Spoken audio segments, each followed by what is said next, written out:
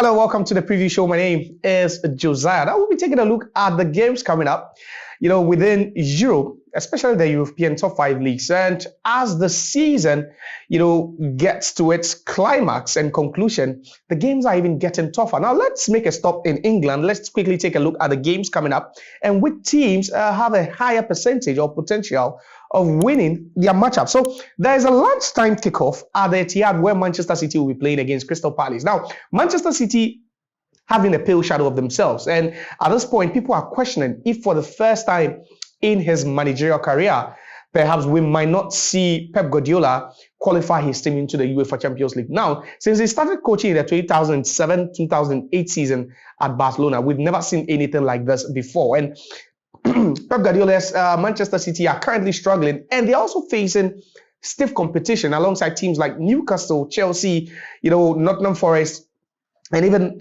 Aston Villa for that fourth spot in the Premier League. Now they come up against a Crystal Palace side that looks so resolute, a side that has been great in recent times. The other day, last weekend, they got themselves a win, over Brighton and Hove Albion in the Premier League, despite the fact that they ended the game with 10 men. It's going to be a big game for Manchester City. I believe that at this point, their confidence looks shattered, and there's no way they could even make it into the top 4. Looking at, the games they are playing now. Now, their only chance of winning the silverware this season could be if they are able, to grab that FA Cup trophy, which could come, at a huge cost. Looking at the games they have to play and the teams they could even potentially face in the grand finale. I'm forced to go for a Palace win in this particular one. Now, there's also a big one at the Emirates. Arsenal will be hosting Brentford. Now, Arsenal, if they had really known that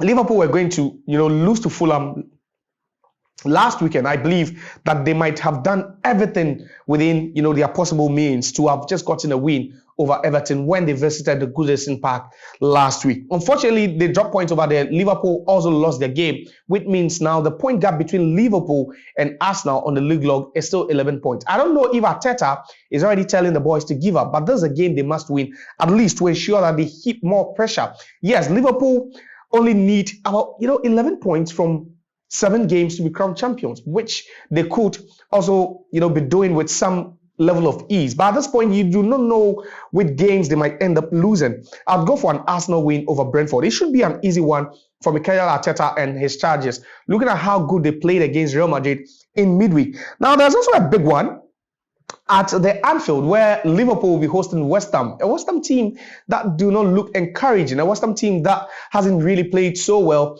under Graham Potter. Liverpool, on the other hand, Mo Salah looks quiet. He's not scoring. He's struggling. And it looks like Mo Salah's abysmal form has really crept into, the other players down into the team, which means that if Mo Salah is not performing, Liverpool is also not performing. This should be a big one for Liverpool. They would want to at least, edge closer towards winning their 20th top flight title. And that would put them on level or at the same, number with Manchester United. I think it should be a big one for Liverpool. They should get one over West Ham. West Ham are not so convincing. They are not good enough. Now, Chelsea will be at the bridge, Ipswich would go visiting. It's always a big one for Chelsea. In midweek, they got a 3-0 win over Legia Warsaw in the UEFA Conference League. And that should boost, their confidence. Unfortunately, Cole Palmer is still struggling. I do not know what's wrong with Palmer. The whole of 2025 has been, a very, very, very challenging year for him. And I think maybe this is the game he might use to, revive that, fallen performance. I think Chelsea should get one over them. Now, one of the biggest games in the Premier League would definitely be at the St. James's Park, where Manchester United will be traveling, to face Newcastle. What a game that would be. And definitely, that could be the game of the weekend for me. A big game with Newcastle still, searching for a place in the top 4. At least they would want to return to the UEFA Champions League, something they did about 3 seasons ago. They would really want to relish going back. And they have Manchester United, standing in their way. And Manchester United themselves, they've not really been so, bright. Yeah, it was a good point. They end over the weekend in the Manchester derby. It was a good point, nonetheless, in a game that they could have, pretty much won easier. I think Newcastle will be too strong. The likes of Alexander Isak, leading the lines for Newcastle would even make it so difficult. If only Onana fails to concede, then perhaps Manchester United could get something out of this game. Now, let's move straight to Spain, where, there's still 4 points separating the top two. Barcelona still leading the title charge. And Barcelona will be traveling to Leganés. This is a reverse fixture of a game that you could tag as very, very difficult for Barcelona, because in the reverse fixture at home, they lost to Leganés by a lone goal. Again, a result that no one anticipated. But then this time, you are looking at a Barcelona side that easily put 4 past Borussia Dortmund, and they'll be hoping that, they could at least win the double, which would even propel their informed player Rafinha to winning the Ballon d'Or. Should Barcelona end up with a league in the Champions League, then definitely Rafinha could win the Champions League. But then I don't think that would be the focus. The focus now will be getting the 3 points against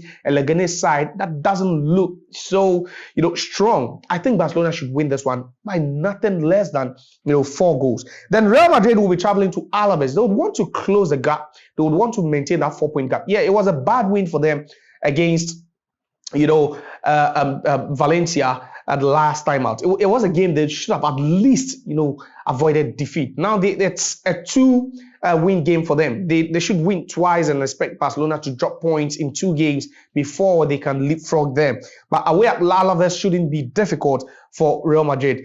Looking at how, the season has panned out for them, they will still have that game against Arsenal, next week in mind. But then they will still want to at least keep the pressure, breathe down the necks of Barcelona, as far as the title charge is concerned. I'll go for a Real Madrid win. It should be an easy one, for them. Atletico Madrid are playing Valladolid, the worst placed side in the La Liga. That should also be, a good game for them. It should be a win for them. Now, to the Italian Serie A, where there's just 3 points separating the top 2 over there. So both Napoli and Inter Milan were away during match week 31, and they both dropped points. So Inter drew 2-2 at Parma, and then Napoli were held to a 1-0 draw away at Bologna. Now, over the weekend, Inter Milan will be hosting Cagliari. It should be a big win for them. They are coming at the back of a 2-1 win away at the Allianz Arena against Bayern Munich. It was a good win. Tactically, they had everything right, and that should even give them the impetus heading into this game against Cagliari. I think Inter Milan should get a win. It should be a comfortable one for Inzaghi and his charges. Now, Napoli would also be facing Empoli.